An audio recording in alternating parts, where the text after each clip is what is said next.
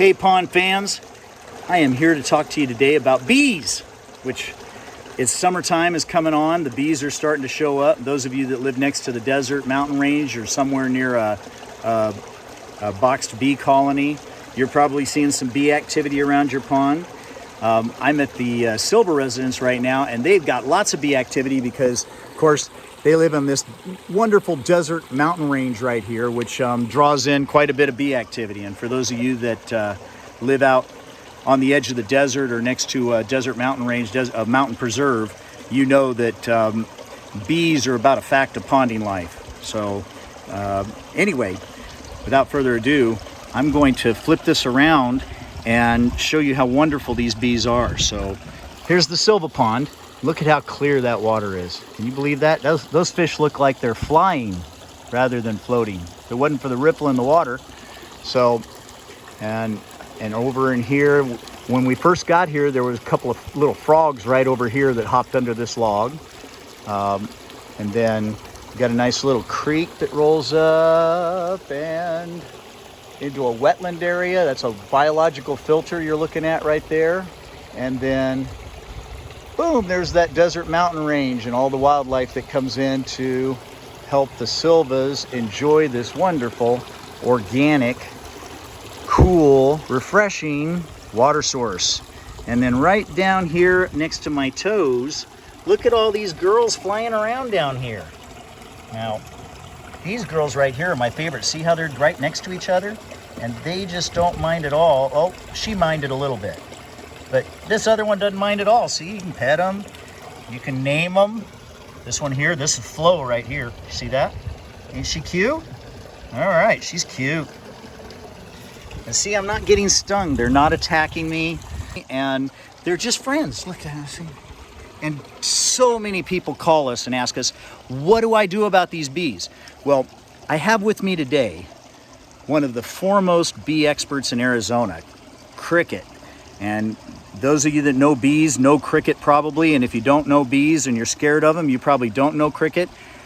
I've known this girl for a couple of years, and I've actually seen her tend to beehives without a bee suit. She is so copacetic with the bees and so in tune with their mood that sometimes she'll get right involved in their homes and doesn't need to wear a bee suit or anything. And it was the most amazing thing the first time I saw that.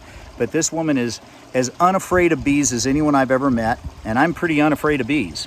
So without further ado, I'm going to introduce you to Cricket. Cricket, tell us everything you know about bees. No, we don't have that much time. So tell my pond people what they need to know about the bees visiting their yard, what you want them to know. Oh, what I want them to know actually is thank you.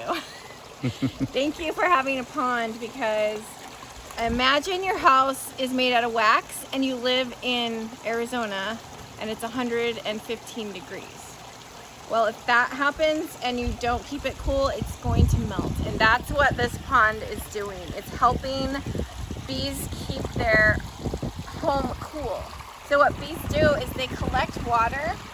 They're constantly all summer collecting water, and they take it back to their hive and they spread it in a thin layer over the comb, and then the bees fan their wings to create an evaporative cooler, and that keeps the hive at about 95 degrees even if it's 120 outside.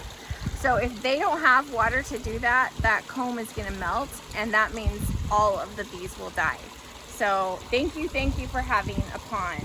Also, I'm noticing the algae that the bees are really loving. Let's take a look at that. Yeah, I'm going to move right down here and take a little look at that. Let's talk about this. Right? A lot of people think that's a bad thing. Yucky algae. Now, hold on. Know this. There's the pond where the fish are. And here's the shallow zone where the client told us the frogs like to lay their eggs and where the bees are happiest. Go ahead, Cricket. Tell us about what's going on around this algae. Well, if you think about it, this is a whole little ecosystem right here. And this algae has chlorophyll, it has minerals that it's taking out of the water, and it has so many amazing things that the bees can use in addition to the water. So this water source is 100 times better than a pool water source. And the bees know that, so if you have a pond and you have a pool, guess where the bees are going to go? Not the pool. So did you get that? If you're having trouble with bees in your swimming pool, I highly recommend an organic, cool, refreshing pond. The bees know the difference. They will go for the pond every time. Another thing about this pond that's so awesome, I mean, probably every pond that you've got rocks and algae on, is that the bees can actually stand on their water source instead of drowning. Because that's what happens when you have a pool. They go to the edge and then the water laps up and it pulls them in. So there's a lot of bees that die in swimming pools. And the bees are not dying in this pond. No, they are not. They are reveling in this. Isn't that cool? It's beautiful. And I think the owner of this pond said they've had this pond for 4 years and they've been stung one time, and it wasn't because the bee landed on them and stung them. They actually accidentally picked something up that had the bee on it. I do that myself in my own hives, but these bees they're totally happy to be here and totally happy to not bother you. For sure. Is it true that when a bee stings someone, it dies? Yeah. Okay. Yep. So all female bees have stingers. Male bees do not.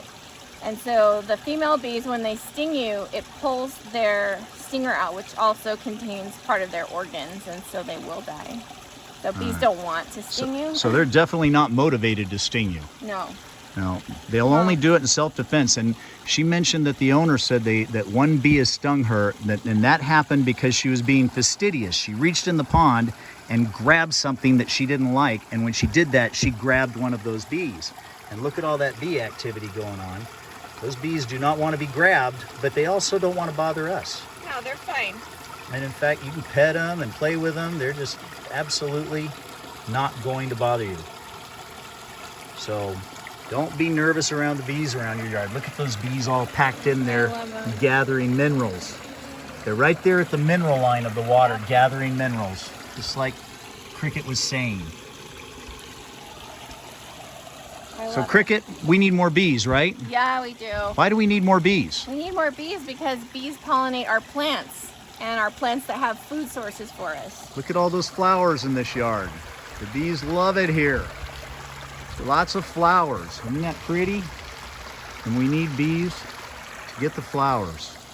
We need bees for I was harvesting Palo Verde yesterday, Palo Verde pods, and realized, wow, if we didn't have bees, we would not have seeds for those Palo Verdes. We would not have trees. So I'm so thankful for bees, and I'm thankful for people that also care for them. Cricket, if my clients want to find out more about bees, where would you send them? I would send them to my website, gardenvarietybees.com.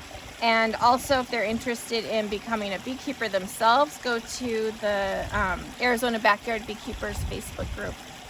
All right, gardenvarietybees.com. Great place to buy honey and learn all about bees. Thank you, Cricket, for your time. Appreciate you coming out. And we'll have her out again soon because we've got some other bee educational projects in mind. So look forward to seeing you here again, Cricket. Awesome. I love it.